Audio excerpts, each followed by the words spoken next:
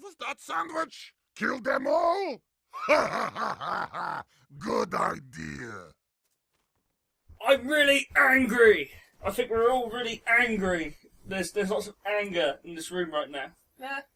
There's a lot. No, yeah, it's Yeah. not there. Yeah, so it's mostly you that's angry. But I'm a gamer who should be angry because the internet says I should be. So I'm a girl angry. gamer who probably should be angry, but hasn't really been reading the internet, so woo! No, I think it's just been one of those. I think this is the month where gaming shat itself inside out. Really. I think it's the month where gamers realise that there's probably problems in the way we do things, and then decide to start reverting back to cavemen in order to work out what's going on.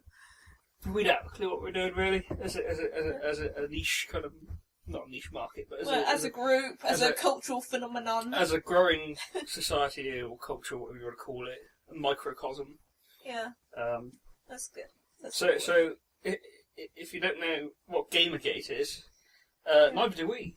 Basically. Well, you've done more research into it than I do than I have. I sort of know the rough sort of outlining of it. It's the hot button issue for the month. And I made the mistake of trying to work out what it was by going on Twitter and searching for the hashtag GamerGate. Yeah, bad idea. And it's like walking into a classroom full of screaming kids. You just and you don't know who started it or who's in the right or who's in the wrong. And you just kind of want to yell at everyone, tell them to sit down, shut up, and see you in class after school for detention. Really. Yeah. Isn't the basics of it as case it started with a game developer's boyfriend getting dumped and decided to release all this information on her, like some of it's sensitive, and he was there saying, oh yeah, she's really good friends with a reviewer, and then after that everything all shit hit the fan because some people that they're saying, oh no, reviewers are too close to game developers are too close to journalists, and then you had this other party there saying, but why are there women's in our gaming? And everyone just kind of went mad. It's two or three different causes kind of piggybacking off the same hashtag. Mm. It's a bit like having Fight Cancer and the KKK kind of all sharing a hashtag, really. Yes. You've got two very different extremes and different causes, kind of like all trying to use the same hashtag as the means of showing their cause, really. It's just weird. Yeah. So you got the one camp, which is the 4chan trollers, who are all about, we're going to go black hat. We don't want women in gaming. We're going to. Well, down with feminism. That's what they're doing. So anyone who comes out in support of this games producer ends up getting horrifically trolled by all 4chan guys. Like when someone came out in support of her and found all this information getting leaked afterwards and stuff like that. Nude pictures. I don't know how they circulated. Well, as we've heard, there was a lot of photoshops as well. Yeah, that's probably what it was. I haven't seen any of them, so I don't know much about it. I didn't know about that part. But there was a chat log released from 4chan, and I tried reading it, and it's just a stream of hate, really, hate and bile, and it's pretty much 4chan. The occasional corny nugget of something else. Someone saying, "Hey, maybe what we're doing is wrong," in amongst all the shit, really. Yeah, it's 4chan. It's 4chan, and on the other hand, you've got people genuinely using the hashtag as a means to spread the idea of impartial games journalism. Yes. When really they should probably be trying to go for impartial journalism full stop rather than why. Well, I think when it comes down to it, that's kind of what what's that thing you watch, Super Bunny Hop? Yes. Yeah, that's basically, you should probably watch that guy's video because it's a lot more informed than we I are. will link to Super Bunny Hop's video because we watched it and it seemed like it was about the whole impartial games journalism thing. Yeah, but basically what he was saying is it boils down to, because the gaming sort of circuit is so tight-knit, you have all these... you have all the games journalists and the producers having to have a semi-close relationship in order to sort of deal with their products and make sure that things get distributed and stuff. The Super Bunny Hop really is kind of like the exemplar of the impartial games journalism angle of it, really. Yeah. You got a lot of this kind of... he really did the best he could with the hashtag, whereas you got the see the underbelly as well of the complete opposite side of anti-feminism. Yeah. So it's just a mishmash, and I didn't know what to do with it. All I was able to do was just kind of scream at the computer loudly when I was looking at the hashtag. Yeah. There's not, because, and you want to add something to it, but the most sensible action you can in a viral kind of mess like this is not do anything with it. Yeah. Because by contributing to it, you're just having another voice screaming at everyone else. Yeah. I don't know, I feel like screaming every time feminism comes up in relation to any kind of geeky subculture, whether it's comic books or gaming. I mean, if you want to know why, you can kind of just look at something like the feminist frequency fiasco, however many years ago, where a woman decides she wants to examine video gaming tropes, and then all these trolls came out of the woodwork, started putting all these rape threats and horrible stuff on her. It's happening again. Yeah, and then people wonder why she's disabled comments on her video, because that's the reason why. For every good piece of criticism on her work, she gets like 50 people saying, "Oh, I'm going to rape you, bitch." Yeah, it's just such an immature culture, unfortunately. Yeah. It is kind of predisposed towards that sort of thing, but then you get comments like that on a lot of things. Like anything vaguely religious gets similar comments. Maybe not, "I'm going to rape you, bitch," but it's going to be a case of, this religion's bad for you, and, you know, all fucking Sikhs, whatever it is, terrorists. Yeah, it's kind of a thing, though, on the internet. If you're a woman and you express an opinion, you can expect, as some sort of jerk reaction, that to have at least one guy make a rape threat at you. Oh, definitely. Yeah. And these are Sarkeesians that actually end up going around on all these chat shows and stuff, just talking about the bullying she went through just upon announcing what she was going to do with feminist frequency. So she's become kind of a symbol of it now, where if you just want to know about feminism and all this bullying, just look at her. She'll have all these documentaries kind of documenting it.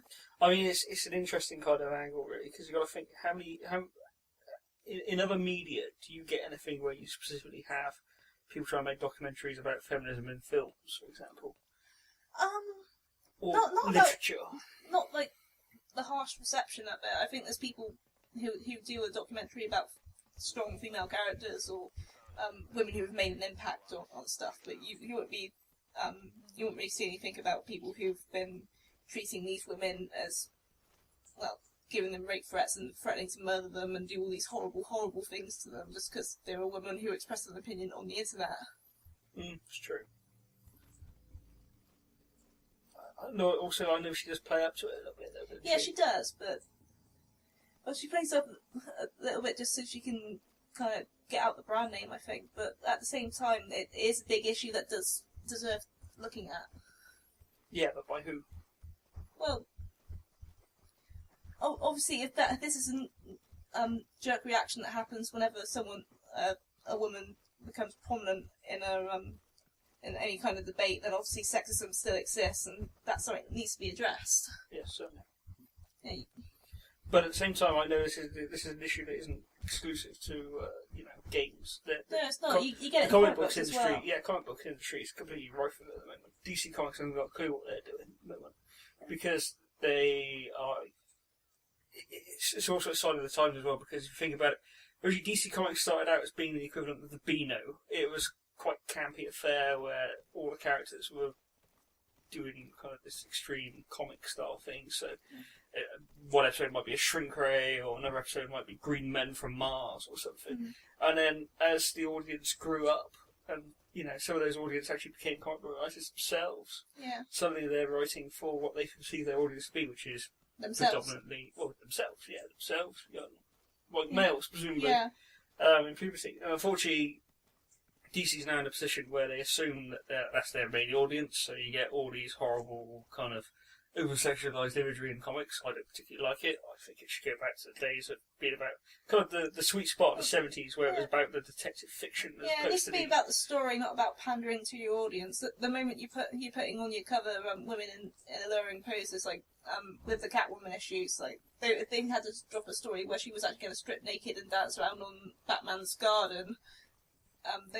When you start getting stuff like that, then there's kind of a problem if she's doing it for no reason other than to pander to the people reading the comics. Master Wayne, why is there a naked young lady dancing on our front lawn? I'll be back in a minute, Alfred. Have to go tap that. Allow me to record some video for later, sir. Blackmail material. I'm sure it'll come in useful in your fight against crime. Also, I'll make a hard copy for Alfred's files, if you know what I mean. Oh God. I've completely went off tangent. Yeah, that went completely off tangent. Not very often we do skits in these. Sorry, but DC's particularly in a very difficult position now because Marvel has actually said, oh, hang on a minute, we can make this a family-friendly enterprise. So all the Marvel movies are geared towards kind of a family view. They're quite wholesome in terms of the fact that... wholesome, they got jokes and funny stuff, whereas...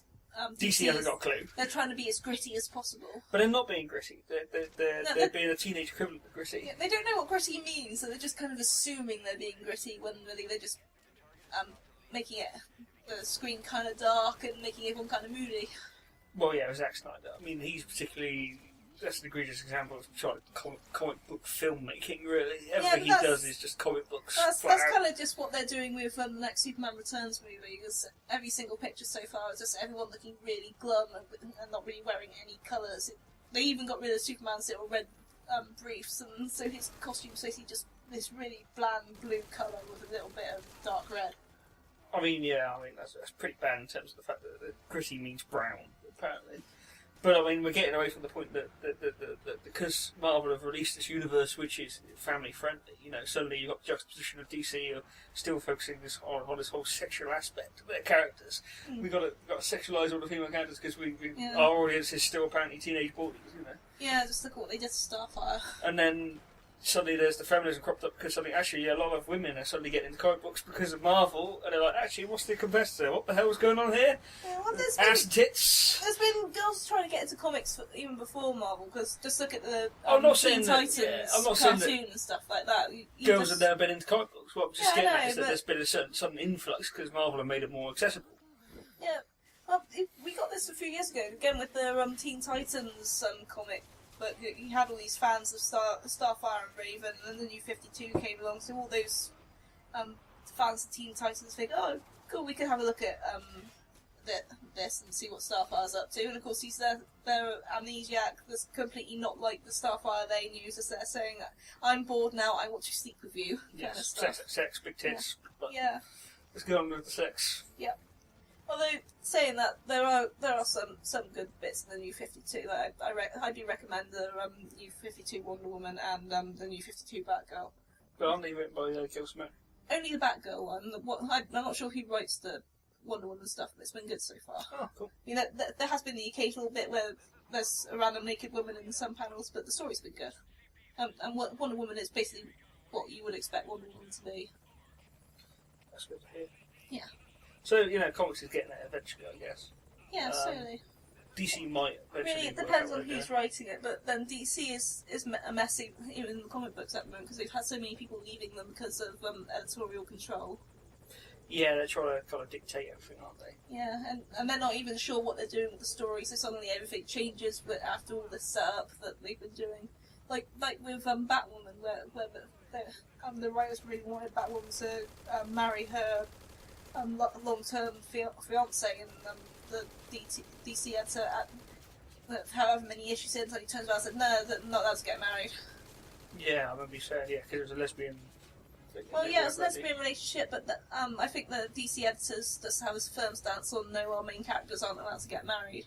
I suspect there's probably more to it than that. It's probably more of a kind of Christian agenda in terms of the fact they don't want to.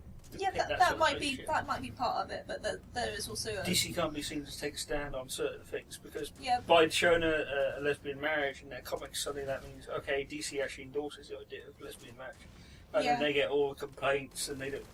But they are also again. Same way Nintendo decided not to do the whole gay or lesbian thing in their. But they are also trying to weed out married main characters because they've undone Superman's marriage as well. So it is partly the skirting around controversy thing. It is also partly we don't want our main characters to be married because otherwise, what stories are we writing? Okay, fine. I don't see why that could shrink the characters anyway, really. But I know it shouldn't. But then it's the same kind of thinking that made Spider-Man give up his marriage to Mephisto over at Marvel. It's just a case of that. I guess it's a case of the editors thinking, well, white teenage boys are reading this. Why would they want to read their It's comic book true. heroes getting married? There's kind of the aspect of it that the idea behind bringing Robin into Batman was you need to be able to give the reader someone to associate with. Yeah. So you add a young boy to the cast, and suddenly the readership have someone to identify with. Yeah. You know, they can place themselves in his shoes because they're kind of the same age, the same interests, the rest of it. Yeah. I kind of see why they did that with Spider-Man in terms of the fact that, okay, you know, maybe we're getting away from our core audience that everyone likes. But then... Yeah, Spider-Man had married for so many years, though, and they also had, like, the Ultimate Spider-Man spin-off where he's still in high school and stuff, so it's kind of weird that they can't have best of both worlds, where they have the younger Spider-Man comics and then the older one where he's married. Just keep it going. And allowed to grow up in the other ones for the older readers. It's very difficult. I mean, also, with like, in terms of the Batman example, I don't like Robin anyway, but then I've most people don't, but then it depends on considered the myself to be quite a mature reader, I suppose, so maybe I always kind of assume that the kiddie aspect kind of gets in the way of the gritty detective fiction. In the end, doesn't it in part depend on what Robin you're following, because each Robin's been different so far. But they're all, like, depends, because Dick Grayson was kind of, he really was kind of the ideal right-hand sidekick, you know, kind of in tune with what's going on. Then they brought Jason Todd on to bring a bit of kind of rebelliousness, but no one liked that, which is why he got voted out. Yeah. He got basically kind of an early example of the readership having a voice amongst comics. You know, they said we want Jason Todd to die, and said that Joker beat him to death and left him to explode in a building. Beat him to death with a crowbar. Yeah, and then Tim Drake came back, and he was basically just a younger Dick Grayson. Yeah, but people actually like Tim Drake. That's why he's still around at the moment. People like Dick Grayson. Yeah. But then they're almost pretty much exactly the same character. The difference is that Tim Drake's got some more strings attached because his father suffers from various physical problems. He's not an orphan. He's not an orphan. Finally, a superhero who's not an orphan. But yeah, you do need an outlet for someone to identify with your audience. I can kind of see why they got rid of the marriage, but at the same time, you're never going to make anyone happy. No. Change never makes anyone happy. Everyone wants the status quo. Well, I think the biggest problem with the Mephisto thing was how they went about it, because obviously they just made this huge change in the Civil War story. Spider-Man. Yeah, but it's part of the Civil War story, which was basically a thing where a mutant exploded in the middle of right outside the school, and people died. So suddenly it's a case of you have on one side Tony Stark there saying, right, we need everyone to register their superpowers. And on the other side is Captain America saying, well, actually, that you're coming down on a load of people who had nothing to do with this, and you're basically punishing people who are innocent. So you had this whole thing. But during this one story arc, Spider-Man started off on Tony Stark's side, so he actually unmasked on live national TV to say that I am Peter Parker. So then there was all these ramifications that were coming after him, because suddenly all his enemies knew who he was married to and who his aunt was, so you had all the villains going after his family, and it was all quite interesting. But then an assassin killed Aunt May, and so after the Spider-Man went on this huge kind of journey where everyone he met said, no, sorry, we can't save her, she was an old woman and she wouldn't want you to stuff like this anyway. Suddenly the devil shows up as Mephisto, and they're saying, well, if you give up your marriage, I can bring back Aunt May, and so that's what happened, and it also seemed really, really rubbish that... To be fair, this is all a bit trifling, really, because all comics end up at the status quo anyway. Batman's died and come back from death, fate of the death. Every single time there's a change in comics, it's basically just to push the sales figure up. Yeah, pretty much. So we can bitch and whine about, like, okay, they grew up, but when it comes to that, at some point there'll be a reset. And they'll bring it back but to... at the same time, they had all this potential with the Civil War stuff, and yet, like, one comic in, they undo it all again. And the marriage thing had been going on for years, so why they just suddenly throw that away is just... in order to get rid of this huge plot change that seemed really, really interesting. It just boggled the mind for so many fans. Up until that point, I was actually considering collecting Spider-Man, and once I found out about this story, I was like, no, not doing that, let's go back to DC. Yeah, and all the, you know... Yeah. Why would that make you come back to DC? Well, I didn't really leave DC, because I was kind of just first getting into comic books, and so I read a load of your Batman, and I had a few Wonder Woman, and I guess I'd always been interested in Spider-Man, and I always liked Mary Jane, so... I don't know, maybe comic books isn't really the main to explore these issues. I know for okay, it's good exposure for young minds to get an insight into this, but at the end of the day, it's about making money. You know, we need to sell comics to what we perceive to be our audience, the rest of it. If you're gonna look at issues like this, maybe it's a case of saying, okay, we're gonna spread this out. I mean, like, I've been reading a lot of Hellblazer recently, and which is about John Constantine, you know, the magician. He's a guy in a trench coat who smokes. He's a blonde of a Pudlian who smokes a lot, and he does a little bit of magic on the side. And it's not Keanu Reeves. And it's not Keanu Reeves is the important thing in that respect, as portrayed in the film. Funny enough, there's a TV series coming up where they get everything right except the one bit that the movie got right, which is he doesn't smoke in the TV series. Yeah, I think that's more down to what they're allowed to do law-wise these days. On the TV series. Yeah. Yeah, because obviously if it's being shown at a certain time, then you can't show them constantly drinking. It sounds ridiculous that smoking is part of his characteristic, but it really is, because he's just, this is one of the things he constantly does. It's like having Batman turn up without the ears. It's got part of the iconography. That's pretty much a storyline around the smoking, considering how he had cancer for a while. Yeah, exactly, and then he made a deal with the devil. They kind of touched on it in the film, actually, that the devil tried to kind of cure him with all his ailments and the rest of it. Slit his wrists and the rest of it. But the point I'm getting at is there's a lot of storylines in Hellblazer which do touch on things like mass murders or serial killers and the rest of it, or trying to deal with someone who's overcoming cancer, or there's deeper issues in that, and that's because it was part of their Vertigo imprint, which was designed to be allowed to look at kind of the dark. It's kind of a niche story little character and that, so they can get away with a lot more than what you could do with what. But he was considered to be part of the main canon. Yeah, he was, but he wasn't a big name. How many people, if you ask on the street, would be able to say, "Oh yeah, I know John Constantine"? Well, probably they probably say, "I know the Keanu Reeves film." Yeah, in which case you'd be upset because that's the wrong guy. Yeah, he hasn't got black hair, he hasn't got a black coat, and he's not from San Francisco. And he's not Keanu Reeves. He's not Keanu Reeves is the main point. Yeah. If anything, actually, if I was going to cast him just as a aside, I'd probably choose Robin Atkin Downs, who does the voice of Kaz Miller in Sort of 5. Oh yeah. Also the Cockney voice in Saints Row 3. Oh yeah. Particularly every time I read the comic book, I hear that kind of gruff, semi-Cockney voice in my head. But I think that's part of his charm. A lot of the there's places all across England in these stories as well. Like they randomly show Clifton's suspension bridge in one of them in a story based in Bristol. You know, how many comics used to do stuff like that? But that's the side. Maybe we're looking at quite a format that's just not suited to look at this. But well, I wouldn't say that because it can be suited. It's just that when you get big names with big awareness and it's like a big money spinner, then obviously the editors and that are going to be a lot less likely to take risks with it.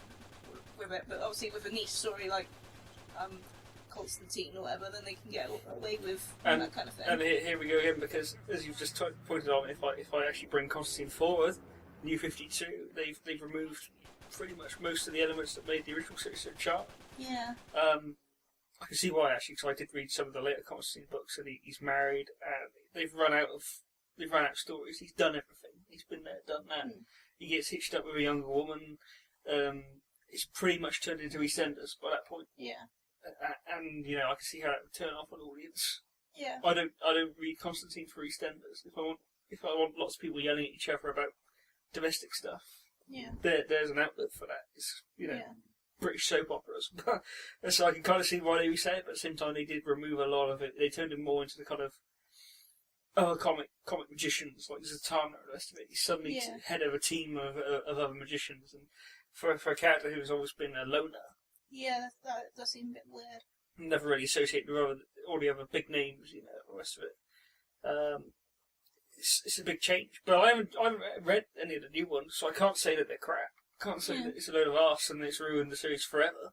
I might read them and find out actually I really enjoy them, but this is the kind of change is perceived as a bad thing, and sometimes it isn't.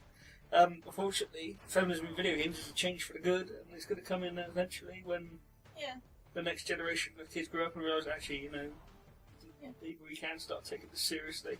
Yeah. Rather than, oh my god, cooties, I don't want to catch any cooties off women. Yeah, well, for every loudmouth gamer on the internet saying something that's about women, there are actual normal people out there who do actually It scared the shit out of me finding out this has happened in the last month. You know, we're so not in tune with what's going on. The only reason I found out is because Jim Sterling posted a bloody video on The Escapist. Oh, you know, what's this announcement about? Sorry, you're announcing something that I have no clue about. There's probably a whole entire section of the internet that's completely blocked off from the whole GamerGate issue. It seems to be very Twitter-centric. I don't like Twitter at the best of the time because it's like 140 characters of pure ignorance most of the time. Yeah, pure ass. But I guess it's a kind of a case of the people who are contributing to the GamerGate stuff are the hardcore gamers that are really into following all the news and has everything in their feed sites or whatever. But your average gamer, they're not really part of the online community. They're just people who might play a bit of games when they have a few minutes, but they don't collect the special editions. They're not there queuing up outside the stores late at night for the. I don't think that's fair because I consider myself to be quite a gamer. Yeah, I know. I've We're gamed kind since of I was middle ground 5. though, aren't we? We're not massively hardcore fans that would Well, get no, involved with GamerGate, but at the same time we're With not our the- mid-20s, we have a full-time job. Unfortunately, but you know, if we had more time, we'd probably devote more time to the hobby we love so much. But I don't think it's fair to say that we're not. Probably, you say we're middle ground. I don't think we really are because we do follow stories and we do find out about stories cool and stuff. But at the same time, we're not really interacting with it or part of the people making the headlines or whatever, are we? You know, we're not there on Twitter kind of cheering the crowd on. Not directly. Yeah. We would follow it as a curiosity. Yeah. This podcast will have the hashtag GamerGate attached to it, which Yeah, I means that we suppose. will be part of it at some point. Oh yeah, I guess we will Just be know now. a pair of voices just yelling into the void, pissing Yeah. into the wind that is the internet, you know. Hope it doesn't blow back our way and hit us in the face sort of thing. Okay. So we are kind of like the, you know, I don't know. Let's take it back. I'd like to roll it back a bit because roll back a bit. I'd like to look at some games journalism from my memory because I've always kind of collected review magazines and that sort of Yeah, thing. I wasn't allowed to as a kid, but you were. So I had a Mega Drive. I remember I used to get the occasional video game magazine, and they were kind of objective, really. Mm. It was like the early days of BBC News, Yeah. where they just give you the facts, and then at some point someone struck on the idea of reviews and the rest of it. I remember when every time there was a console generation, I'd change the magazine I was usually associated with. So, Yeah. or, you know. I moved from Mega Drive to a PlayStation, so suddenly I think I was buying a publication called PlayStation Max. Yeah. Very bright and colourful, and had lots of kind of like screenshots at angles and funny captions and all the rest of it. No kind of agenda. It wasn't particularly male oriented. You know, the rest of it. It was very much a case of you know, we try to just be bright, attracting the kids to look at this magazine and find out about the games that are coming out. Even though most of the games were rated 18, fully enough. Yeah, but that's kind of funny in its own way because obviously towards the end when you were collecting magazines, the more of these magazines ended up having more and more adverts in them that would go towards like sex lines and porn and stuff. No, we're jumping ahead now. I know that's we're jumping ahead now. But PlayStation Max didn't have any of that. This was back in the. That was way back in the This days was when pre-internet it was still associated journalism. with kids. Internet journalism hadn't really taken off at that point. So that's one of the more colourful ones. I don't think I've got any of those stored away. I usually have an example of these things kicking around somewhere. But then I remember the PS2 came out, and suddenly I had to change the magazine I was following because PlayStation Max wasn't doing so much PS2 coverage, or I felt like I'd outgrown it.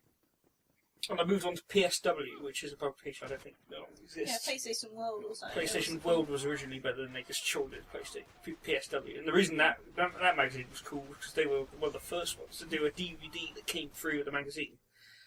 So you could have a video preview of all the stuff coming out, and you just sit there for hours watching these demos. All they were was basically press videos. All the demos, dump Well, them all up they were doing like demos and stuff with magazines for the PlayStation 1 era as well, because we had quite a few of them. To be fair, official PlayStation magazine always did demos. Okay. I never liked official PlayStation magazine because I always felt it was a little bit too biased, even as a kid. Everything kind of had a glossy sheen to it, and unless it was particularly a third-party game that they looked at, which was fucking horrific. They usually give it quite a high thing. Yeah. I never really liked Official PlayStation Magazine. I think they're still going as a publication. Yeah, they are. In fact, funny enough, the original editor for PSW worked as the editor for Official PlayStation Magazine for quite a while, actually. Yeah. Remember? But PSW was an odd one, and this is where we could possibly approach the whole target audience thing again. PSW was basically Nuts or Zoo, but with video games. Yeah, it was. Because it did have a kind of a sexual lean to it. As you said, there was personal ads in the back for, dating hotlines. Yeah, towards the end of the. That's what it was. Towards the it end. suddenly became in the middle as well. Yeah. Some of it in the front. It's like, what the hell's happening here? Yeah. Where's all the all the reviews gone? It's just suddenly all like adverts for fucking sex hotline. This is not the magazine I remember it being. But when it started out, it was basically a team of 4. Interestingly, they kind of gave a little bio to the 4 main kind of editors. Yeah. So that you could kind of associate with them, and you were like, oh, that crazy Lee Nutter, he's written another review. Or they show photos of them doing silly things in their office. Yeah. They try and kind of make you identify with them, and that was a nice journalistic bent to it. Yeah. It didn't feel particularly biased. They might have been backhanders galore, but to be honest with that, it was more a case of this is a blokes mag for blokey people, but we like games. We're a little bit nerdy as well. Yeah. And you didn't feel like they were, blokey blokes. They were kind of like same as you. You're just but then I was about 14, 15 this time. Yeah, something like that. So this is kind of what you're being shown to. But interestingly, although there was kind of the blokey edge to it, and there was a little bit of in the letters section, there might have been the occasional kind of lewd or for get in there my son aspect to it. The majority of the reviews were very unbiased. There was no kind of like, oh yeah, blokes play this. It was just a case of this is what we think of the game. Yeah, for the most part. And I know at one point they did actually get a couple of female reviewers on there. Yeah, they started to towards the end as well. But it was still kind of like, oh, they're one of the lads. Oh yeah. But very fun times. That was but that was the last era of print journalism. By that point, I remember it just sort of wavered off where I realised there weren't really any good magazines coming out for games journalism. It was you could get all the stuff online for free. Games Radar, back before it was splitting out its articles into 10 different pages. Yeah. Heck, if you want a review of a game these days, you just go on YouTube and look up Let's Plays and watch someone else play it for a bit and see if it's the kind of thing you'd be interested in. Play it. I mean, that's kind of a kid taking a chunk out of the games journalism industry outright. Yeah. I know there's a lot of controversy in terms of the fact that apparently there's a lot of backhands going on for YouTubers playing these games. Yeah.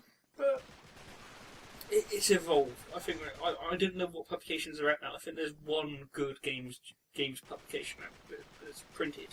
I picked it up once. It was like the size of a bloody oven manual, like 500 pages or something, and most of it was text. And really feels like saying, wow, this was a really good publication. Could I find it again? No, I couldn't. I couldn't even tell you the name of it. I was gutted because I was going to start collecting that, and then couldn't find it ever again. But it's all games websites now. And a lot of them are unfortunately kind of. I'm not sure online games journalism pays off because a lot of the sites I've noticed of late, like Games Radar, Games Rant, have adverts everywhere. Yeah. But it's a trend that's affecting mainstream websites like Cracked. Yeah. Where they've all realised that actually, the more we split out our content across multiple pages, the more hits technically the adverts get. Yeah. So you'll notice that Cracked has suddenly started on Facebook saying, okay, we're going to take, here's a Cracked classic article, and you'll click on it and be like, originally, all the articles used to be in 2-page formats. Interesting, a lot of them now in either 3 or 4-page formats. Yeah. And the only reason that is because what they've done is they've just split it out to 2 more pages so they get more adverts hits. Yeah, they started doing them like 2 points per page. So suddenly, if an article has like 10 different points that you need to read, then suddenly it's split off over 5 pages. But here's the interesting bit: is that it depends on how they are telling their investors. Now, this is a bit of an inside knowledge, seeing as I've got a little bit of web development background. Yeah. It depends whether they're going back to their investors saying, "Oh, you've had double the amount of hits that you'd expect to usually get," or if they're saying they're getting impressions. Impressions means that it shows up, but not necessarily clicked on. Yeah. I expect they're going back and saying you've got double the amount of hits and the rest of it. Whereas what they actually mean is it's getting shown twice as much. Yeah. But I'm not sure about. I mean, the Escapist isn't full of adverts yet. They occasionally get like around their videos, they have like a big advert, or occasionally get a month where maybe there's the sidebar's dominated by some bloody game that's coming out that really makes it awkward to scroll up and down in the sidebar. But it's moved on. It doesn't seem to be as bad as some other sites like Cracked or something. Are you genuinely concerned over the apparent bias in the games industry at the moment?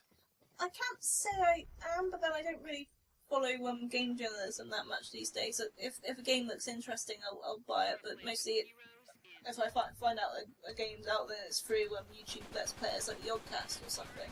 Yeah.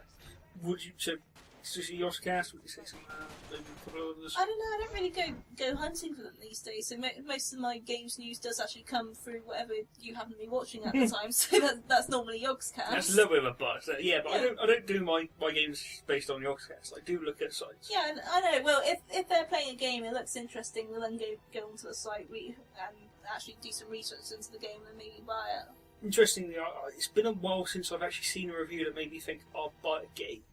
Yeah.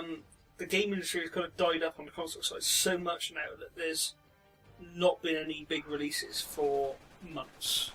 I think there's been what was it, Destiny recently, but apart from that, I can't really think of anything else. That's it. That's the problem. It's on the console side of things. There's nothing to really review as such. Yeah, I mean, there's stuff that we're looking forward to, like the next Metal Gear Solid game or Uncharted if they start releasing more information on that. Which But they're will probably months be away. next. Same as Batman. I mean, this is the problem now. Is that we're probably touching on a completely different issue now, but games development, I think, is going to be a big crash at some point because games development is so expensive that companies can't afford to make the games, and when they do, they expect them to do so well. They have to do so well, otherwise that's the franchise dead. We write off this franchise. Yeah, This IP is not valuable anymore. We cannot sustain ourselves.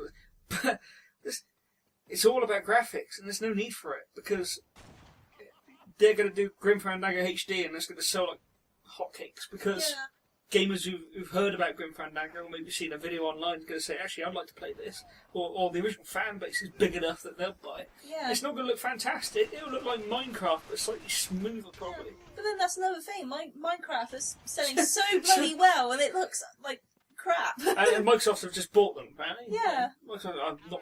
We're not going to touch on that. It's Yeah, going to be a complete different bit worrying tangent if we about do. that. We don't really know what to make of that. We'll let you know next time after we've tried to record a Minecraft video and suddenly find we've got a bug DLC or something. I'm not sure it'll be that bad, but we'll see. But the industry's in a state. You think about the PlayStation 1 had the biggest library of third-party developer games. Okay, a lot of it was shit, but there were quite a few diamonds in the rough as well. Yeah, there was. Mostly, I got my collection's made up of kind of the big names and lots of diamonds in the rough, which I really, really enjoyed. Same with PS2. The reason why PS2 is probably still one of the most popular consoles, well, maybe not now, but I know even during the PS3 era, the PS2 had a big kind of presence, was because it just had one of the biggest libraries. People developed for it because it was one of the cheaper platforms. Yeah, heck, back then, if you were going to make a game, then the chances were it was only going to be on the one console. You weren't making it for every single console. So, whereas these days, it seems to be They have to make them for every single console Yeah, they have to do because that now. it's so expensive. Yeah, so you don't really the whole console war thing doesn't really matter as much anymore because if you want to play the game, it's going to come out on your console. It's going to be very, very rare that you got a console exclusive. And even then, like like Metal Gear's not console exclusive anymore. No. I'm not interested in Destiny. That's PS4 exclusive, I think. It might have been. I'm not sure. I'm not even up on it. I don't care. It's a No, first wait, I'm person pretty shooter. sure we saw some copies on No, Xbox sorry. when we were in the store earlier, but again, we haven't been looking up on Destiny. But you don't buy a console because like, this game series is going to come out on it. And on the same token, Sony's basically made a glorified PC because they realised how much of a pain in the arse the PS3 was to develop for. Yeah. They tried building a unique architecture, and it actually made it harder for developers. They wanted to develop for the PS3 because it had a big market share, Yeah. and there's a loyal Sony fan base. But at the same time, a lot of developers in the early days would turn around and say, even I think someone at Valve, wasn't Gabe Newell. Yeah, as so most people someone said at was. Valve was there. It was one of the higher ups at Valve said that the Sony console was a complete mistake and a waste of time. He did originally later on retract that argument. Yeah, because he worked out that he just start off on PS4 and then... Yeah, but this is probably sort after of the the processes stuff. have been... This is after developers brought in processes to be able to port from PS3 to... I'm sure there was probably someone came along and said, it's such a pain in the arse, we'll just make something that can actually port one from the other, or make it more kind of in sync. Yeah, probably. It's not really what happens. But, yeah, apparently the PS3 architecture was a pain in the backside. PS4 architecture is not too different from... If you want to develop both the Xbox and the PS4, it's apparently something you can do more in sync now. Yeah. Different if you're trying to move from PS3 to PS4, Yeah. because I read a blog recently from the people from Naughty Dog about Last of Us, their new HD remaster. Yeah. And they said we basically had to rewrite the entire game because it's Well, it's completely different from different PS3 architecture to PS4. I don't know what language it's in. I don't know how different it is, but apparently the Emotion engine or whatever it was that was on the PS3 made it more difficult for you to actually access the hot stuff that made the PS3 look so good in the early days. You had to actually write your game in a certain way that made it unfriendly to develop for other platforms. Yeah. But then that was Sony's response to saying, okay, if you're going to develop on PS3 and get the benefit from it, we don't want you developing for our Yeah, competitors. might have been it. This is why they asked you like Sucker Punch jump on board Yeah. for Infamous and that sort of thing. Yeah. Probably. Same with Naughty Dog, you know. The reason why The Last of Us looks so good on PS3 is because they made the most of the architecture. They knew what they were doing at that point. Yeah. But somehow we can't come to this kind of, I suppose we kind of move forward with the console generation stuff. And there was a point I wanted to make in terms of relating it back to the journalism. In that, yes, okay, it makes sense because originally it was a lot of, every single game release was probably, even if it was a third party, it was a big deal. Because it's game release. Now, there's probably, 5 big game releases a year? Yeah. And they're the big deals and they're impartial. The rest of the year has to be made up of what's now been branded indie, which is the new third party stuff. Yeah. Cheaper stuff, you know, it doesn't have the same sort of gloss or the same sort of thing. The trouble is that indies now are more accessible for a lot more people to get involved with. So you do get a lot of... Well, because the technology's moved on, a lot of these indie developers, can at times just be some guy working in his bedroom because people can get hold of the technology now, so people just making games for the fun of it. So, but unfortunately, there's now this culture of really, really shit games just being released onto the market en masse, unregulated, unverified. That's mostly a Steam issue, though, isn't it? Not necessarily. It could be coming to the PlayStation soon. Oh yeah. If they start doing some sort of... The PSN system has let a lot of indie games on there. I went on there today, and there's a whole bunch of games I've never heard of. I don't know if they're any good.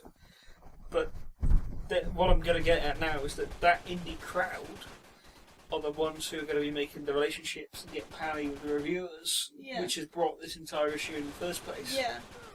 Do you see where I'm coming from? Yeah, I kind of can. Konami's going to be all suits and ties and regulation, whereas a lot of the third-party developers who, they take a gamble on a lot of this stuff. It's quite expensive to develop for. Yeah. Okay, maybe their game isn't the hot shit that all the rest of the games are, or from the mainstream developers are going to be, but at the same time... Yeah, they're the ones who need to make connections in They have to the make journalism connections. industry in order to make people aware that their game exists in the first place. To make it work for them. Yeah. So maybe it's kind of a case of the state of the industry has affected this. Yeah.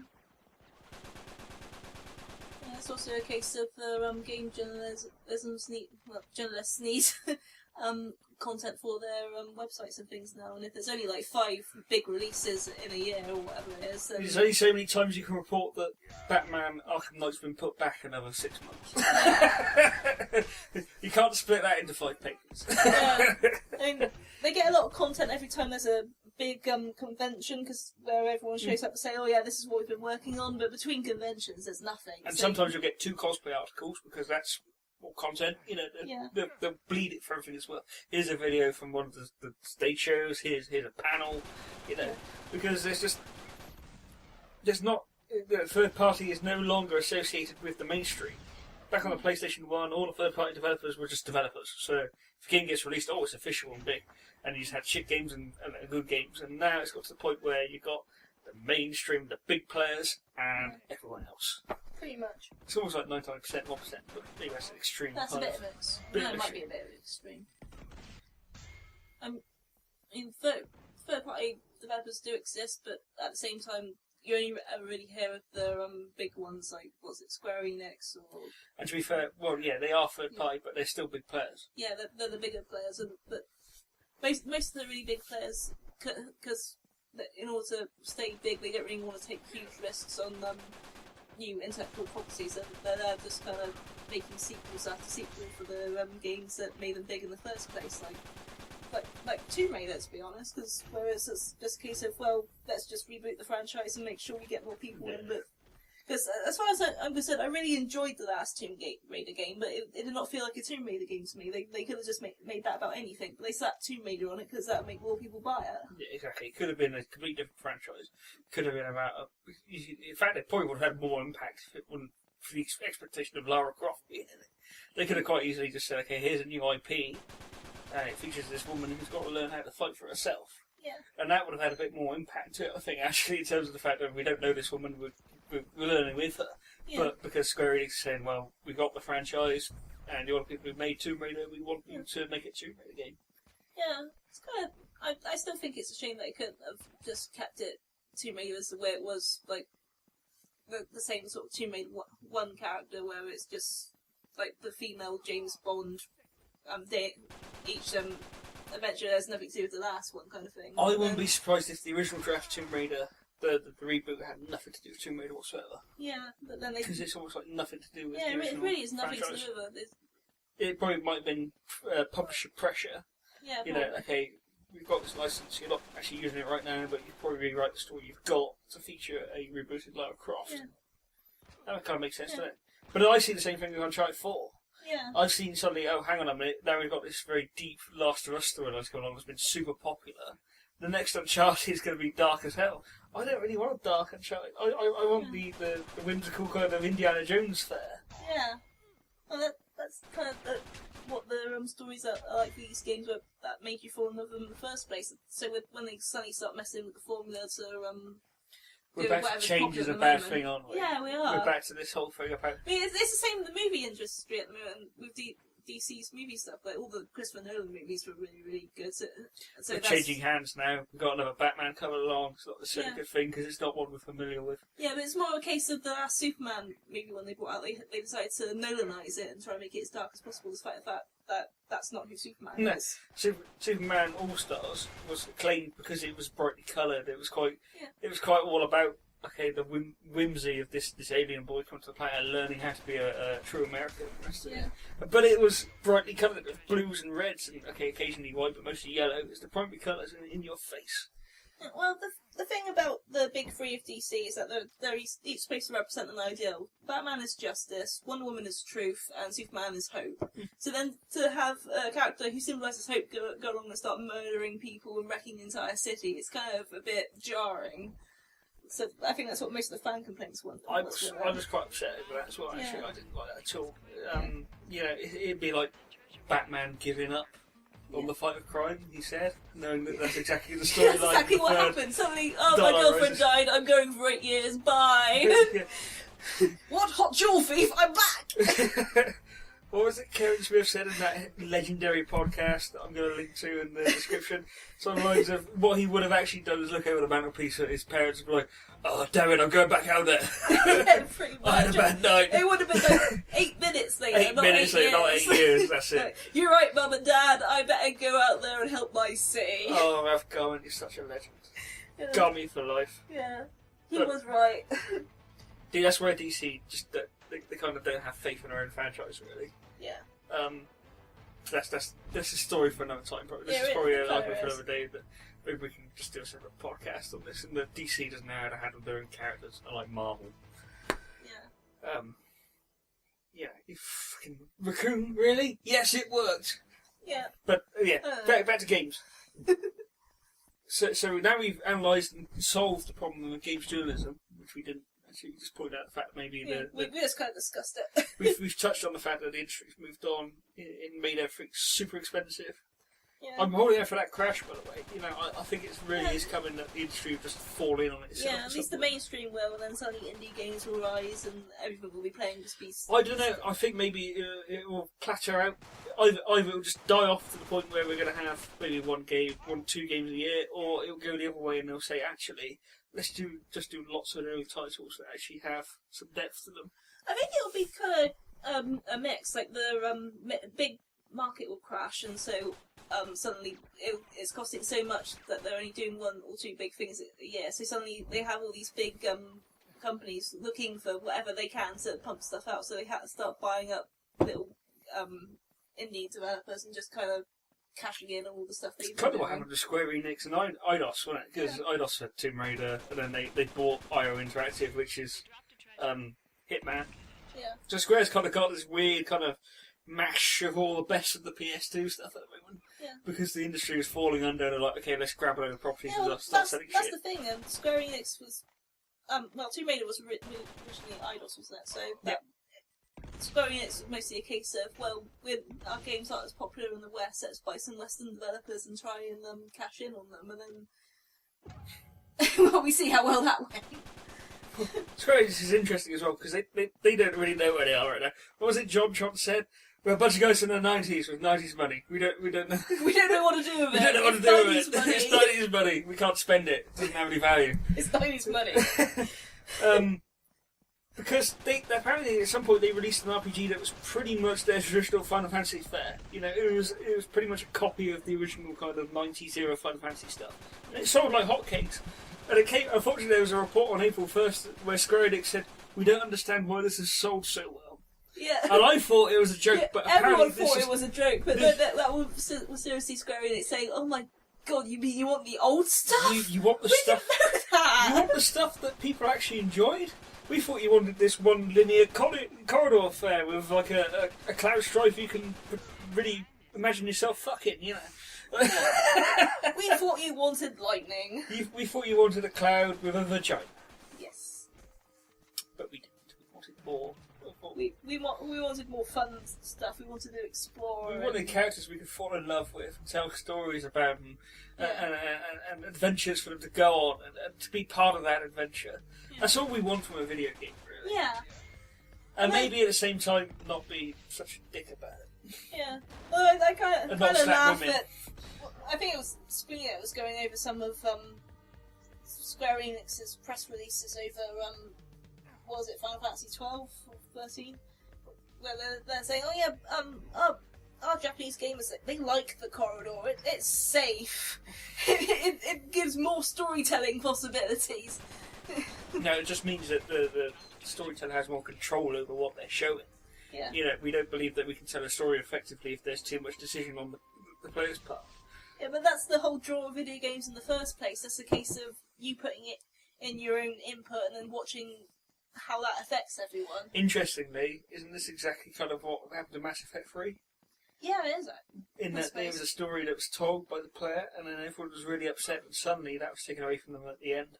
Yeah. And everyone felt really entitled because suddenly it wasn't their story that was being told. They remembered, actually, this is just me being a part of a story that's being told by someone else. Yeah. And that's why there was so much rage over it. I didn't play Mass Effect, so I can't say for yeah, we're not Mass Effect wrong. players. If it had been on Sony originally, I probably would have been a big fan of it. I know they had Mass Effect 2 on PS3 and they had Mass Effect 3 on PS3 as well, but not a franchise I ever got into. Maybe one day I'll spike one on Steam and just play through all 3 of them. Yeah. But I can kind of see where the games are coming from, but at the same time you've got to appreciate what storytellers trying to do, you know. Yeah. And it just showed that mass outpouring of hate at the time. You know, this is not what we wanted.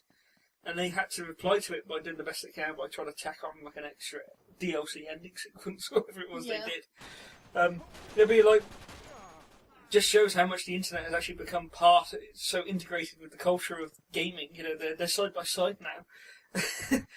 Imagine if Final Fantasy VII had been released back in the days when the internet was not 56k and there was not such a big community online to voice themselves. You know, Ares dying halfway through and everyone saying, "You can't do that. We want our Ares back. We love her. She's actually our virtual girlfriend." We we've been focusing all our level grinding on her. She's the most powerful person in our party. Exactly. She's got this brilliant. She's the hero. We love Ares, and then if that had happened, I want to say 20 years later, in an internet-rich culture, there might have been some sort of patch release to actually bring her back into the game. Yeah. It's weird, isn't it? The culture's moved on. We're in a different era in time it's now. like making a game by audience demand or whatever that phrase actually is. Well, the audience feel entitled because they've got a voice now. They've got so many ways they can talk to people. There's Twitter allowing them to talk to celebrities and talk to people developing their favourite games. It's like the news has got bloody text in your opinions, and you've got newsreaders reading out bloody text, for Christ's sake. Yeah, We're in a mad universe of participation. The audience is part of the show. It's no longer a case of we're barricading you off. Here's the show, here's the game. You're just, maybe you're saying A, B, or C to your decision. Now it's a case of got all these screaming voices all want a part of it. Yeah. And when you've got that, game journalism suddenly becomes a lot harder. Yeah, it really does. Because you're saying that I'm the voice. I'm one of the many voices yelling, but I've got authority because I'm a games critic. Yeah. And you kind of see, well, some people are a lot worried about that sort of thing. Also, doesn't help the gamers are fucking morons at most best of the time. Yeah. Well, just a bit overly entitled some of the time as well. I want to show this example because this has been playing on the back of my mind for a while, but Duke Nukem Forever. Yes. One of the most sexist games in existence, I might add. Yes. Spent 10 years in development. People genuinely thought it was going to be something worthwhile, and there was so much hate and vitriol about this game. There was basically a kind of like cryogenically frozen game from the 90s. Yeah, it was one big ode to the 90s. It wasn't an ode, it was developed, all the content that was there was developed 10 years before, but it had just been sat on.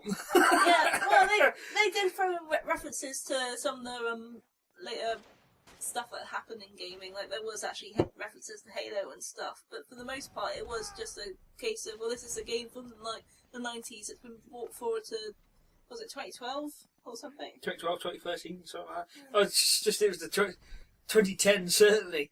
That's actually just over 10, 11, probably. I think it was 1995 it was released for 15 years. Yeah. Cryogenically frozen for 15 years and unleashed onto a population that heard about this game. If you go online for any period of time, you'd hear about Duke Nukem Forever's almost infinite development time. Yeah. And suddenly everyone's like, this is the worst game ever, because it's not. We thought a game that been development that long would actually, be something worth waiting for. But no, it was just a Duke Nukem game. And I love Duke Nukem Forever because it really is just. I don't like obviously there's lots of elements of it now which you frown upon. It's got wall titties, for Christ's sake. Really, really hard. It's got two. The twins that were twins. Duke's girlfriends who they're just getting alien impregnated, and you could watch them kind of begging you to put an end to their lives as they slightly become more pregnant and just explode in a cloud of these aliens. aliens. But earlier on in the game, they're like, I think the picture there's a scene where they're like, supposedly they're giving him a blowjob or something, and they're just like schoolgirls, and they might actually be slightly underage. It's a horrible game, but at the same time, it's exactly a product of the 90s, because that was kind of the thing that was going on in the James Bond franchise. Yeah, probably. You can't hate it for being what it is. It's a game that was kind of really, you look at it and just laugh at it. That's all you can do because it doesn't know any better. It hasn't had the years of. It never got out of its awkward teenage phase. It's still there. In many ways, neither is gaming. True. It likes to pretend every so often that it's grown up, but every so often it has a relapse where it's back to hurt titties. Exactly. Yeah, and that's probably quite a good definition of gamers in general, actually. Yeah. They're over What, het titties? Het titties. Yeah. Not in my games, please. Not unless I'm slapping them. Unless I'm slapping them. You can slap our wall titties. I believe that was actually a loading quote from the game. Yes, probably. But, yeah, gamers are just a bunch of kind of very vocal, entitled, slightly sexist people, I guess. Well, at least that's a stereotype at the moment. That's a stereotype. It might change in another decade or so, but for the moment that's what gaming, that's the image that the word gamer conjures up. And I don't want to be associated with that. I don't like... Bloody Guardian's got an article that some bloke wrote and saying about this is the state of gaming at the moment. If you're a gamer, you're just basically, this is everything to do with you. And I don't want to be associated with that. I like... What is gaming? Gaming is a hobby where sometimes you turn on this thing called a console or a PC and you throw yourself headlong into a story for a while. Yeah, That's the important You take part in an adventure, and depending on what it is, you might get to explore vast worlds, or you just jump into a platform and save a princess or something. But in the end, that's all it is. It's an interactive storytelling medium. And that gets lost. That does get lost. You know, this. At what point did someone decide that, okay, there's barriers here, we can't have this in our in these wonderful universes for us to look at? I know we're over for an hour now. I'm going to run this for an hour and a half. Okay. We're having a good old rant. Yeah, we are. This is a special edition. We'll get extra half an hour content because we haven't even touched on the other thing that we were angry about. At what point did someone say, yes, this is what gaming's about? You can't have women in it. It's got to be about this. Got to be about this. It's a clubhouse mentality. It's a case of, well, this is how it's been from the beginning. Why the hell should we change now? But also, I'm worried that people have got a different definition. We're quite whimsical in the way we're saying we're throwing ourselves into worlds. You know, I could be Batman, my hero. I can be a blue hedgehog who collects rings in a bloody, running around Mobius strips and all the rest of it. Yeah. But for a lot of people, gaming means I want to shoot a lot of people I don't know over an internet connection. Yeah, it's true. Most games that have come out in the last, let's say, decade, it's mostly just been brown shooters that, from the first person's perspective, where you're just running around on multiplayer maps, just shooting people over and over and over again. And maybe that's where some of the mentalities come from in terms of that's a big testosterone boost there. Yeah, in fact, if you say, I want a multiplayer game these days, instead of getting something like you would however many years ago, where it's just you and another player running around like Super Mario Brothers or something, or even sort of Sonic 2 where you got Tails or something. Nowadays, multiplayer means you're online shooting other people. It's like Call of Duty or Halo or... And we watched Toys the other day. Yeah. Toys with Robin Williams, R.I.P. Which was quite prophetic, really, wasn't it? Yeah, because it was. There's a subplot of Toys where it's his uncle, isn't it? Yeah, his military uncle. Michael Gambon, his military uncle, has struck on an idea of using these video games, well, these video games as he calls them, because they're quite new back then, as a means of, isn't he basically using video games to control drones? Yeah, and then he puts kids at the hands of the controls, saying, right, shoot all these enemy tanks and things, and you'll get Because look points. at the hand-eye coordination on these kids; they're marvellous. They're better than any of our trained pilots. Yeah. And for them, it's just a game. So Yeah. they want to do well at it. Yeah. And as long as they're kept oblivious, Points mean the defeat of the enemy. that's it. But then, And also prizes. and there's a hilarious segment when the military commander tries an arcade game for the first time, and he accidentally shoots one of the ambulances. There's like a -1,000 points. Yeah, NATO, like a UN NATO deduction. Yeah, UN deduction. So he's like, "Damn UN, they shouldn't be here anyway." Yeah, he starts just- shooting all the ambulances. Yeah, so the enemy tanks is all a bit weird. But you're watching it, and you hear about all these drones, and you hear about video games and the Oculus Rift. You think actually it was ahead of its time. At the time we were just kind of saying that's a horrible idea. But actually, there's a lot of desensitization going on. I know that. I'm astounded this is coming out of my own mouth right now, because I'm one of the people who believes that video games are a good stress relief. Yeah, well, they are. And here I am accusing them of actually being a bad thing in terms of... It depends on the genre, really, doesn't it? Because there are plenty of games out there that are wonderful, just you exploring places or just going on adventures, like helping out villagers, killing monsters and that kind of thing. But then I think, especially on the newer consoles and stuff, it suddenly becomes a case of shoot first, shoot shooting some other more, people, ask questions later. kind of upping the amount of gore you have. Yeah. There's games where you shoot someone and it goes to like an X-ray showing you the bullet going through their body and how gory and horrible it is. Oh, Sniper Elite. Yeah, I think That one looks really good, mine. yeah, but there has been other games that have done that. like, I want to say fighting games have done that in a couple of places, and then Mortal Kombat. Yeah, Mortal Kombat. And I'm sure there's another game that's done it as well. I can't think what it is off the top of my head. Unless I'm just thinking of Mortal Kombat, I don't know. But at what point does it stop being stress relief and actually does start becoming damaging to the senses? Well, it depends on the person, because obviously, like we've watched Charlie Brooker documentaries before on games where he's brought up a video of some guy on YouTube just playing Call of Duty. He's getting really into it to the point where you're thinking, well, this guy's clearly a psychopath because he's getting so excited over how he blasts this guy's head off with a shotgun. Also, isn't the online kind of aspect to it, as you said before, it was like a boys' clubhouse, whatever it is. Yeah. You got other people playing the same game and enjoying it the same way you are in terms of the fact you're shooting people, and there's lots of reinforcement there. Yeah. So you got voices. Okay, you might not know the face behind the voice, but suddenly got a voice telling you, yes, this is right. Yeah. You are allowed to enjoy yourself and the fact that you're shooting all these people. Yeah, pretty much. I mean, I'm all for the stress relief side. I realised recently a colleague actually said, you got a lot of anger, haven't you, Sean? I was like, yeah. And it just clicked to something. I was like, actually, I haven't played a good shoot 'em up recently, or I haven't played a good video game in a long time. You know, one that's got some violence behind it. And I made a point of actually sitting down and playing some violent video games, and I felt a lot better during the week. It's funny. Just a little thing like that where you just get a little bit of stress relief.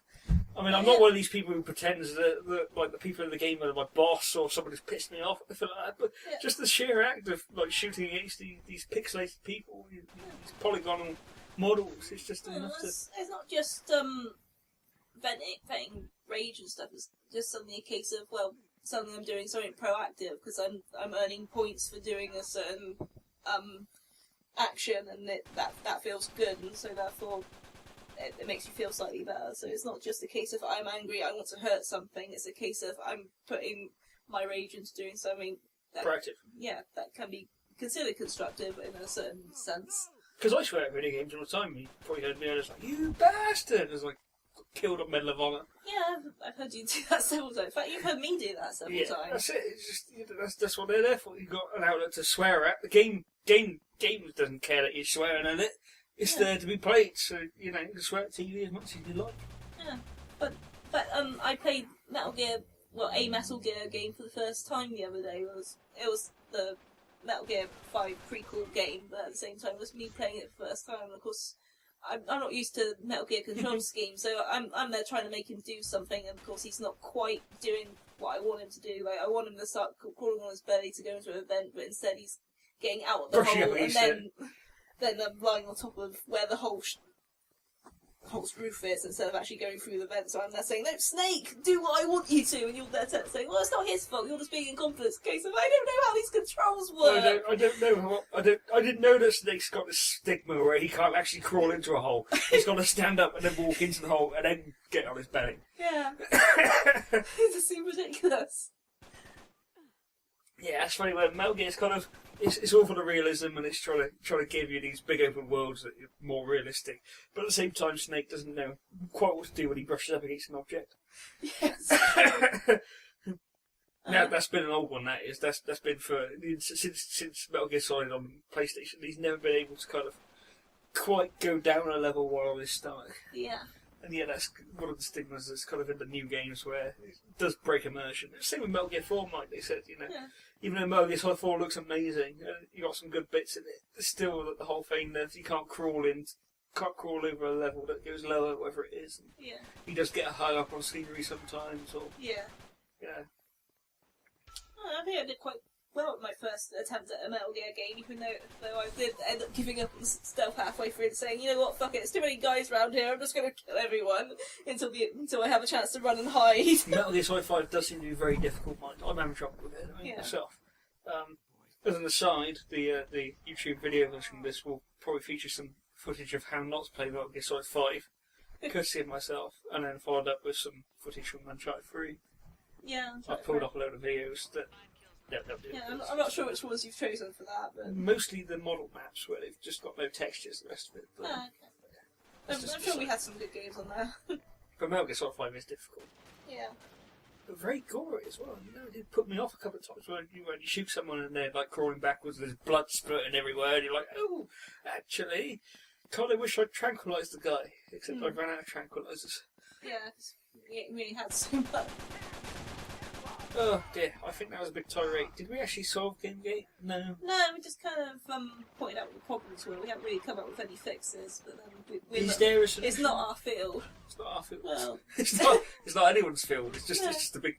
If it is a field, it's just full of screaming people, not quite sure what they're. So there's a lot of people passionate about this whole impartial journalism thing. And I'm looking at it thinking, shouldn't we just be worrying about impartial journalism in general before we worry about specific games industry? well, I think what they're getting at is that it's somewhat worse in the game industry at the moment compared to the. How is rest of it the industry, worse? I don't trust the news as it is. I don't watch the news. I find it just be one long, depressing tirade I think of it's oppression. more because the game journalists are obviously supposed to be critiquing games for reviews, and then that helps people work out what games they're supposed to be buying. But at the same time, because people are getting the game publishers are getting paid with game journalists, it's kind of affecting the scores. So that's what they're confused about, rather than. But when was the last time you read a games review that actually had scores in it? I know, that's the point. Plus, for years, everyone's just kind of assumed that a score of 7 meant average, even though the average should be about 5. It's funny you should because mention everyone gets But it's high scores. been like that for years. I know. Because when I used to collect PSW magazine, I used to look through the scores and be like, well, if it's a 7, that means it's fairly mediocre, because anything that's kind of like middle of the road, I don't really want to play anyway. Because these things are fucking expensive. You know?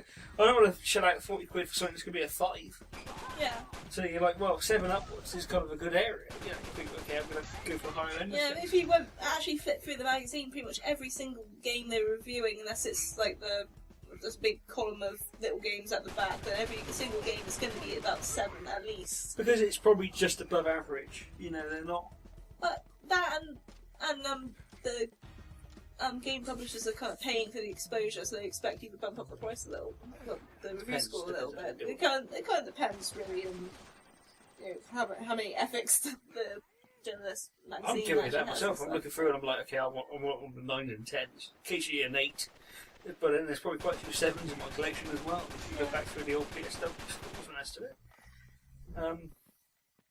Yeah, I can see where they're coming from, that 5 should be the average. I know Jim Stone did an entire video on this, and I was like, well, okay. Yeah, then Bit late to the party, but mate. these days, Been the if standard one for game ages. gets a 9, then people start having a fit because they didn't get a 10, despite the fact that 9 is still a really good score. Yeah, but to be fair, that's because there's this new obsession of Metacritic scores. Like, you've ruined the overall average.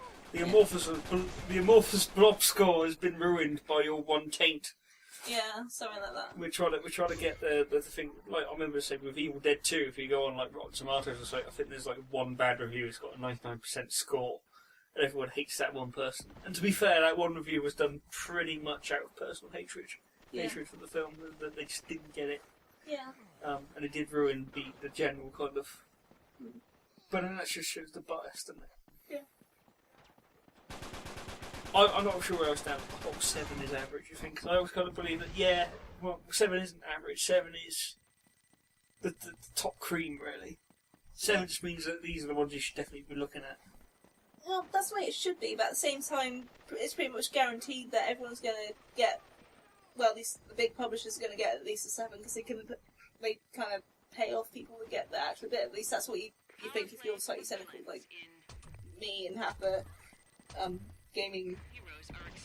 But then this is why all the reviewers who kind of are worried about this don't do the score. This is why Yahtzee doesn't give a score, because he says, I know. I'm just going to tell you about the game, and if you like the sound of it, go for it. Yeah, Same as Super Bunny Hop doesn't give a score. that should be what happens, but on sites that do actually give scores, 7 suddenly becomes the average, so it means that the games that are really worth your time suddenly, when their scores mean slightly less, because that. What is that compared to all the other? So you're saying that since it's gone online, 7 as an average is a bad thing, even though it's almost the norm. I'm not saying since it went online, because it's been going on in game magazines for years, but it's just a case of, in some cases, people, like big titles, they're getting 7s purely because they're a big title. But then that's been going on for years anyway. You probably should say that there but used once to be, 7 means average, that means that anyone who gets all the genuinely good games that are getting, that deserve a good score, suddenly that's kind of is lessened because obviously they generally why is it deserve different from now as it was then? I'm not saying it's different. I'm just saying that that 7's average sucks for the generally good games because that's suddenly getting lost amongst all the average games that have been artificially inflated. Like their scores now anyway. Okay. Does that make sense? No. You've lost me completely. From the sounds of it, what you're saying is it's a newer issue when it isn't. No, that's not what I'm saying. Never mind. New topic. New topic. Well, yeah, we got 15 minutes to bitch about the other thing. Why are content providers not making the most of the internet? I don't know. Why aren't they? Why can't I buy Medal of Honor for PlayStation on my PS3? I have a PS3. I want to give EA money, which is probably the first time anyone's ever said that in the last 10 years. Because no one likes EA these days. Yeah, EA used to stand for Electronic Arts, and at some point they just got rid of that bit and decided to keep the first two letters because money. Yeah. I actually want to give EA some money for a game that they published over 10 years ago. I'll give it to them legit. If they say I want to charge a tenner for it, I probably would actually. Yeah, probably pay them a tenner. Can I buy that game? No. Like, can I fuck? You know. All because we're in the wrong country, right? I can buy it if I've got a North American account, but I don't have a North American account. I live in Europe, technically, or the UK if you want to be more specific. Which is part of Europe. So Because I'm in some sort of backwater part of the world, I can't buy a game from over 10 years ago that I really enjoyed as a kid that I really want to replay. I'm going to have to dig out the copy that I bought over 10 years ago if I want to play it. Yeah. The fact that I want to download it for my PSP, which this week is actually getting discontinued in Europe for some bizarre reason. Yeah. In terms of the online support.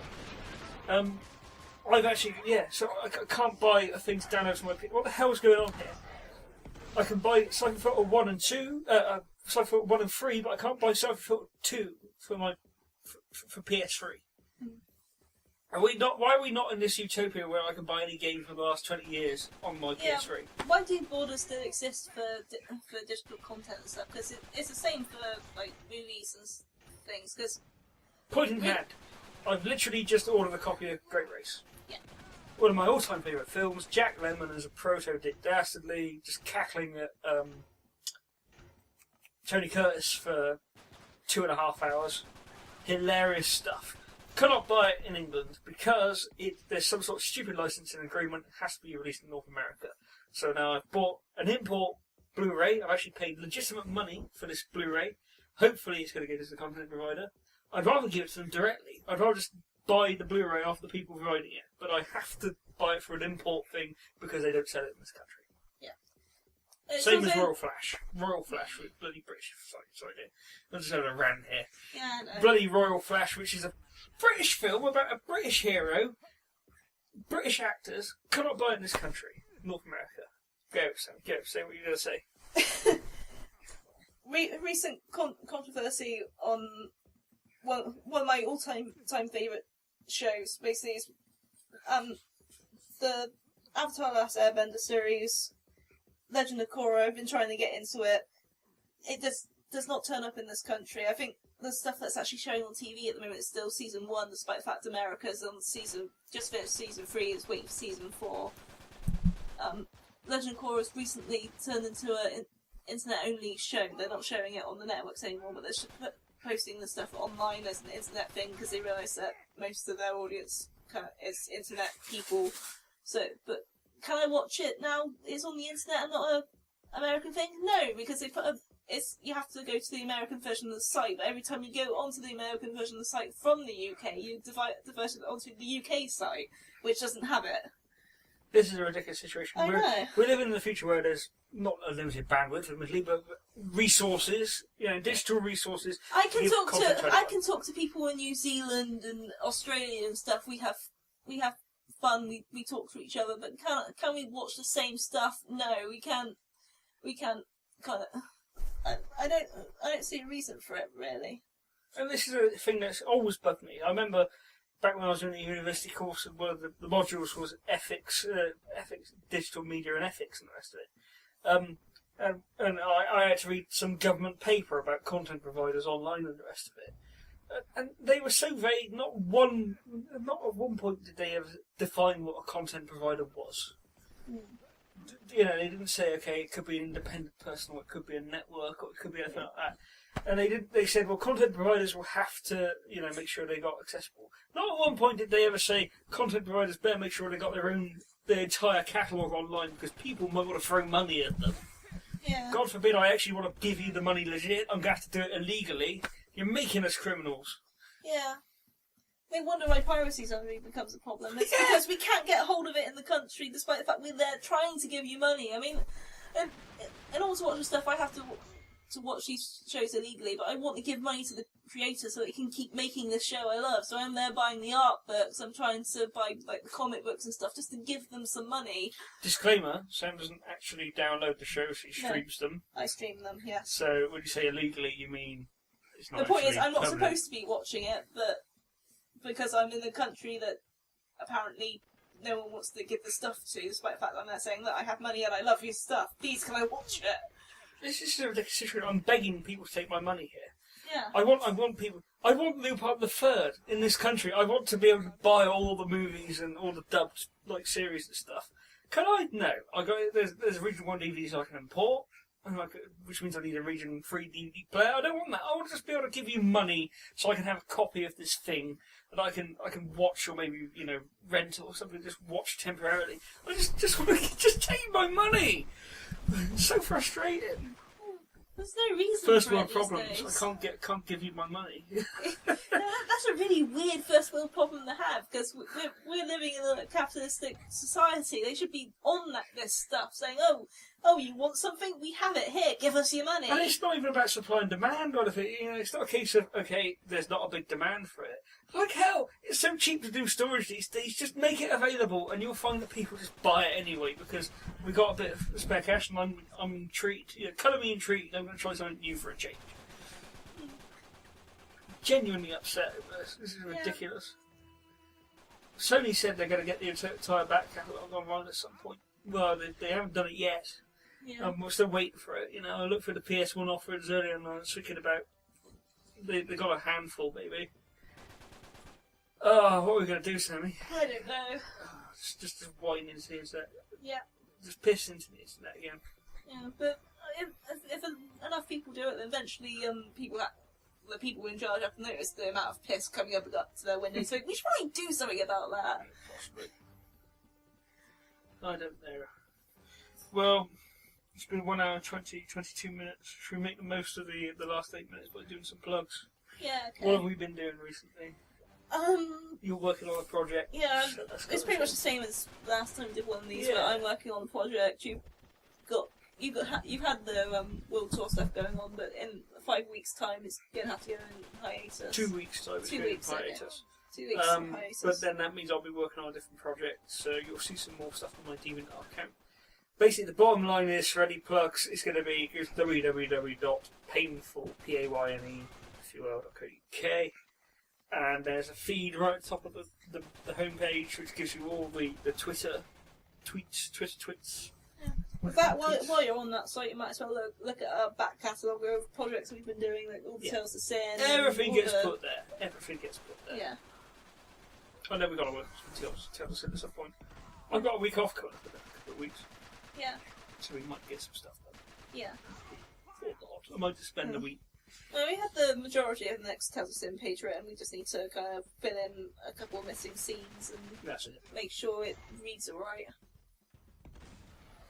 So yeah, we are working on stuff. You'll get off the soft. I got funny enough, we've been bitching for an hour and a half just because there's not enough vitriol on the internet already. I've got a bloody review of Murdered Soul Suspect coming up. Yeah. Which is funny enough. I write about stuff to get out of my system, and it has. I haven't thought about the game since. All of my complaints are in that blog post that will come up within the next week or two, probably. So Yeah. as soon as I get around to putting images on it, that's the boring part. Yeah. And captions. What have you been playing lately, then?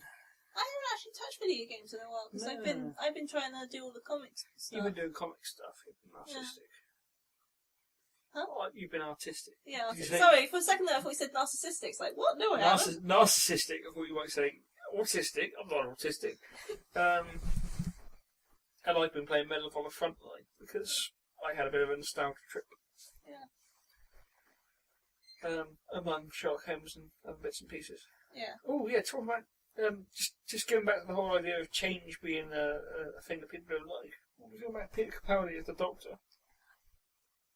At the moment, the jury's still out because there's moments I've enjoyed about the new episodes, but at the same time, it's not quite what we've come to expect from New Who. It's been a bit mess so far, hasn't it? Yeah. I mean, the second episode didn't make a lot of sense for a number of Not reasons. the first episode. It had its moments, the first episode, but at the same time, there seemed to be random events kind of happening in sequence, but weren't necessarily connected. For a moment, there was a dinosaur, and that was interesting. Suddenly, the dinosaur explodes, and the next thing they're in a restaurant where there's robots. It's like, what? It reminded me of Simpsons. You Yeah. remember The Simpsons originally used to have an episode about a thing, and they follow that storyline. Yeah. And then, I don't know, after about season 10, maybe? I'm trying to say, I don't know the seasons off the top of my head. It became like there'd be one thing happens, like Bart would discover some radioactive chewing gum, and then maybe he'd grow an extra limb, and suddenly the story would be about Marge trying to get cured for that extra limb. I'm making shit up right now. Yeah, I got that. 'Cause that's never happened. And then Homer will get picked up on it because apparently the radioactive gum was out of his mouth because he's been subjected to... You know how it is, like, it'd be like one thing leads to another. It'd be a series of unfortunate events. Just kind of one leading to another. It's the first episode of the new Doctor. It was exactly like that. It was just like, okay, exploding dinosaur, and then we move on to this bit, and then there's a guy with half a face, and then there's they're in a building that's been floated by a big balloon, and what the hell? What's going on? Yeah. The Robin Hood one was quite good. I quite enjoyed it. I still can't get my head around the ending, but but the rest of the episode was still quite good. Yeah, it's a Mark Gatiss episode as well. And I've always he's kind of a bit patchy in terms of he did the one with the church episode, so he's quite good at the whole kind of encapsulating, taking the idea and encapsulating it. So you take like Churchill or take Robin Hood, and you just build around that. Yeah, that was very good. It's just the ending felt a bit a case of, I've written myself into the corner here. Quick, fire an arrow. It doesn't need to hit anything. It's just a case of it's gold, therefore it works. It was exactly the same with the Churchill episode. He had Spitfires in space. I've written myself into a corner here. What do we do? Oh, I know, Spitfires. We'll just we'll come and do something. That's typical Mark Gatiss right there. Just, okay, the corner we're going to go here. Okay, let's just do something that kind of encapsulates. What's Robin Hood known for? He's known for firing arrows, so he fires an arrow at the problem. What was the World War II known for? It was known for very British people flying planes, so we'll get some of those up in space and people will love it. But we're going to watch the fourth episode of that, aren't we? Cause the first horror episode of this series, so that's going to be interesting. We don't have a TV license, so we can't watch it live. That and I was at work, because I work stupid hours. And on a Saturday. And then after the fourth episode, we're going to sit down and watch the amazing 50th anniversary episode. Yes. Because as much as we like change, it's nice to go back and revisit some old things. Hence why I'm a little bit Frontline and from the PS2 era, I might add. And we're watching like our two favourite Doctors of the recent era, and nostalgia. Gaming never changes. Like fuck it doesn't. Gaming has changed. That's my terrible Solid Snake come Batman. Yeah. I think it's probably a good time to end this, actually. We've got 3 minutes left, so... 2 and a bit. 2 and a bit. Master Wayne, I can't help but notice that woman's still stripping on the lawn again.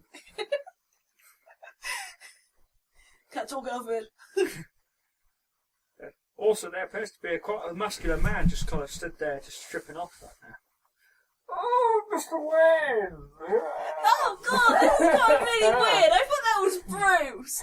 I thought he was about to ask for a back condom. What are you doing, man? Look at my magnificent right here. That's it. I'm leaving. I'm leaving. I'm going to go make dinner. End of podcast. End of podcast. Going to the bit where it's like, oh, so there's a guy on the lawn who's got white face paint on. Oh, no! No, that's it. End of podcast. You've gone too far, dear. You've gone too far. This is probably going to get cut. I hope so. No one made it this far anyway.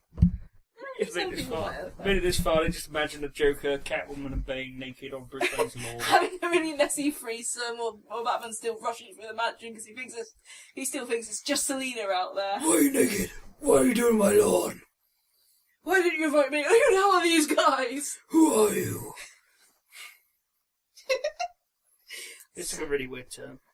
Yeah, thanks for that. Goodbye. Bye. Go away. Go away.